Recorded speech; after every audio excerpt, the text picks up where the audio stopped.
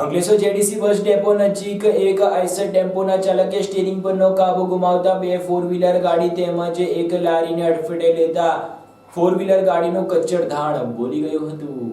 Ankleshwar JDC bus depot નજીક આજરોજ એક આઈસર ટેમ્પોના ચાલકે સ્ટીયરિંગ પરનો કાબુ ગુમાવતા બેકાબુ બનેલ ટ્રકે બે ફોર વ્હીલર ગાડી તેમજ એક લારીને અડફેટે લેતા તમામને ભારે નુકસાન થવા પામ્યું હતું। સાથે જ વાહન ચાલકોને નાની મોટી ઇજાઓ પહોંચતા સારવાર માટે 108 મારફતે ખસેડવામાં આવ્યા હતા। અંકલેશ્વર જેડીસી બસ ડેપો નજીક મોટી સંખ્યામાં લોકોની અવરજવર રહેતી હોય છે। બસ ડેપો હોવાને પગલે મુસાફરોની અવરજવર મોટી સંખ્યામાં રહેતી હોય છે। ત્યારે આજ રોજ અંકલેશ્વર જેડીસી બસ ડેપો નજીક બપોરના સુમારે એકાએક આઈસર ટેમ્પોના ચાલકે સ્ટીયરિંગ પરનો કાબુ ગુમાવતા બેકાબુ બનેલ ટ્રક બે ફોર વ્હીલર ગાડી અને એક લારીને અડફેટે લેતા ફોર વ્હીલરનું કચ્ચરધાણ બોલી ગયું હતું। તો નજીકમાં રહેલ સિમેન્ટનો વીજ થાંભલો પણ ફોર વ્હીલર પર પડતા ફોર વ્હીલરને મોટું નુકસાન થયું હતું।